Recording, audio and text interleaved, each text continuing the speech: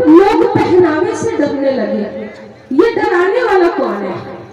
पहचान तो उसकी करनी है कि ये कपड़ों में, रंगों में, टोपियों में, गमछों में ये बांटने वाला ये है कौन?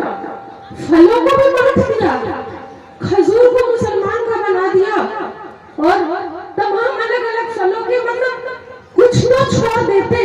इतनी भी नफरत मचाने की राजनीति चंद सीटों के कारण, हुकूमत करने के कारण नस्लों का बंटवारा कर दिया।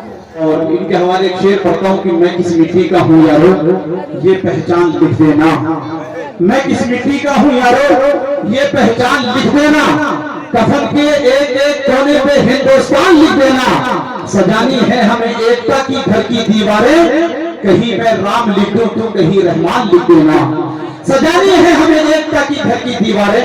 आइए मैं मोहतरमा रीतू जायसवाल साहिबा से गुजारिश करते हैं, शेख के साथ रीतू जायसवाल साहिबा से गुजारिश करते हैं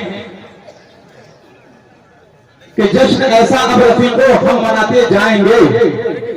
एक बार जोरदार तालियां बजाइए कि जश्न ऐसा अब रफीको हम मनाते जाएंगे। प्यार से हम एक दूसरे को बताते जाएंगे और कौन हिंदू कौन मुस्लिम देखना है बाद में, जो भी आएगा गले से हम लगाते जाएंगे। कौन हिंदू कौन मुस्लिम देखना है बाद में, जो भी आएगा गले से हम लगाते जाएंगे। आइए एक बार जोरदार तालियां में इस्तेमाल कर ले मोहतरमा रीतू जायसवाल।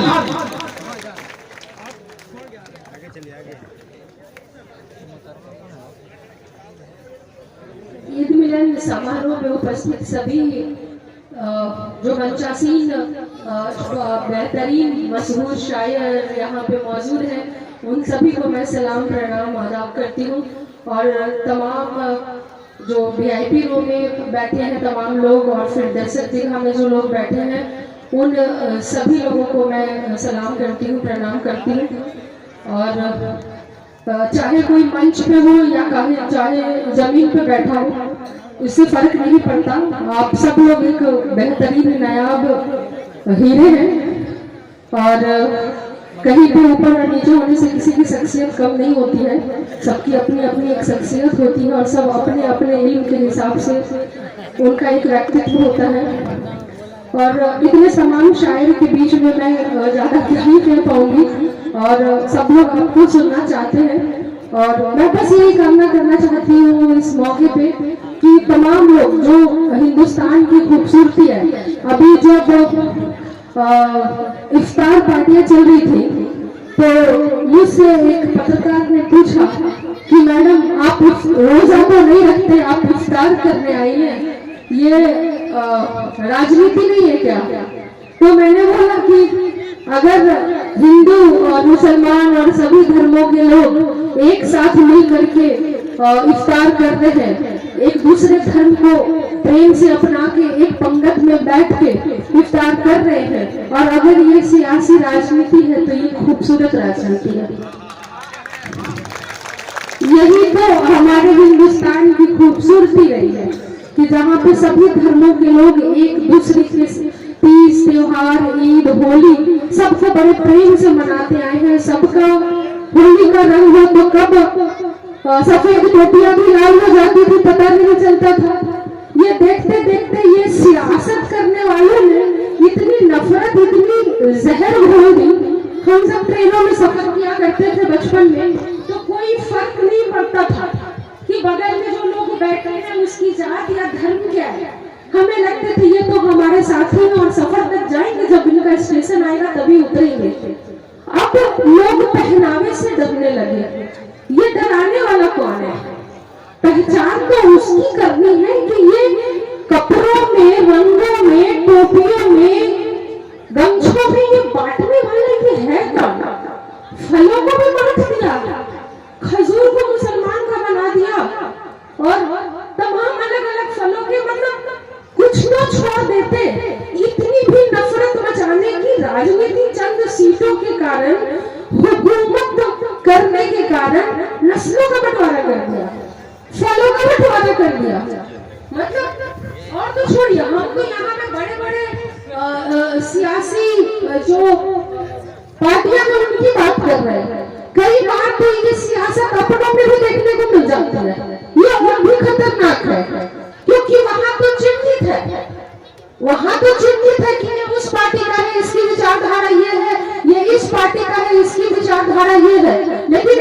पार्टी में रह करके विचारधाराएं सब अलग अलग हो जाती हैं और वो खंजर ज्यादा चुभता है, उसका जख्म ज्यादा गहरा होता है जो अपने चुभ होते हैं, क्योंकि आप उस खंजर के वार के लिए तैयार नहीं होते, सिर्फ एक दूसरे को गिराने के लिए। अभी हाल में ही मुझसे, मैं किसी दूसरी पार्टी में थी, तो उस पार्टी की विचारधारा के हिसाब से हमने अपनी बातों को रखा। मुझे बड़ा आश्चर्य हुआ कि उसको शेयर करने वाले उस पार्टी के नहीं थे जिसको मैंने छोड़ा था, उसको ज्यादा से ज्यादा शेयर करने हमारे ही पार्टी के लोग थे, जिनको ज्यादा वो मची थी कि रितु जायसवाल को डाउन करो। आप डाउन नहीं कर पाओगे। अगर किसी के अंदर कोई शख्सियत है, मेरी इंसानियत नहीं खरीद पाओगे, मेरी शख्सियत नहीं झुका पाओगे। मैंने सीखा है बचपन से, जहाँ पे मेरा घर था, मेरी नींद कभी नमाज से खुलती थी तो कभी रामचरितमानस और हनुमान के मुझसे खुलती थी। मैं जिस जगह से हूँ हाजीपुर, वहाँ के बारे में कहा जाता था कि हाजीपुर हजरत का डेरा, मामू भांजा पीर और ताजबाज का पोखरा है, पत्थर का मस्जिद। मैं वो हूँ जो अपनी माँ के साथ मंदिर में जाती थी तो उतनी ही प्रेम और श्रद्धा के साथ दरगाह पर चादर भी चढ़ाने जाती थी। मैं वो हूँ जिसने बचपन से जितने प्रेम से लता मंगेशकर के गाने सुने हैं, उतनी ही प्रेम से आबिदा परवीन की गजल सुने हैं और उतनी ही प्रेम से मोहम्मद रफी के गाने सुने हैं। ये मेरी परवरिश है। इसको तुम बांट नहीं पाओगे, इसको तुम खरीद नहीं पाओगे, क्योंकि मैं इन चीजों के साथ पैदा हुई हूँ। मेरे अंदर किसी तरह का भेदभाव तुम ला ही नहीं सकते। तो इसीलिए हम तो यही कहेंगे कि रितु जायसवाल को झुकाने और गिराने की कोशिश बेकार है, मत करो। ज्यादा अच्छा के साथ चल पड़ो तो कम से कम एक मुकाम हासिल करेंगे। और जब रितु जायसवाल का जो मकसद है वो आपका मकसद है और हमारा मकसद है, सबका मकसद एक है, तो दिक्कत क्या है? तुम्हारा भी मकसद प्रेम, हमारा भी मकसद प्रेम, तुम्हारा भी मकसद एक अच्छा एक कौम बनाना, मतलब सभी धर्म के लोग मिलजुल कर एक साथ रहे और प्रेम की राजनीति करें, यही हमारा भी मकसद है। तो ये तो भगवान पे छोड़ते हैं कि कौन आगे बढ़ेगा और कौन पीछे छूट जाएगा।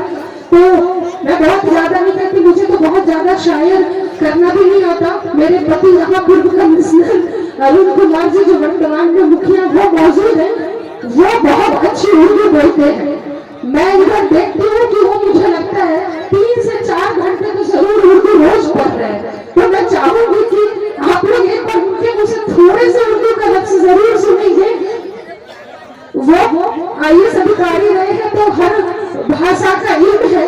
मैं सिर्फ ग्रेजुएट हूँ तो मुझे बस प्रेम की भाषा का इल्म है। तो हम बहुत ज्यादा वक्त नहीं लेंगे, आप सब मशहूर शायर बैठे हैं, अगर मैं इतना वक्त नहीं दे पाई तो आप लोगों की रिकॉर्डिंग में सब जरूर सुनूंगी। और आप सबको मैं बहुत धन्यवाद देती हूँ कि आप लोग सब यहाँ इस जगह पे आए हैं और बहुत अच्छी आप लोगों ने जो भी जितना मैंने सुना है। और आपको पता है एक बात, पहले ऐसा होता था कि मैं कभी गुजरती थी किसी जलसे में, जब कोई राजनीतिक उसका हिस्सा नहीं थी, तो मुझे लगता था कि क्या बोलते हैं, मतलब ये लोग जो बोलते हैं वो एक्चुअली क्या है या क्या नहीं है। और जब से मैंने शिरकत करना शुरू किया तो मुझे लगता कि इतना प्रेम, इतना सम्मान और इतना एकता की बात करने वाला ये चाहे मुशायरा या जलसा आप लोग जो करते हो उससे बेहतरीन कोई जगह नहीं है। तो बेकार बाहर में लोगों ने बांट रखा है, बेकार बाहर में लोगों ने दहशत फैला रखा है।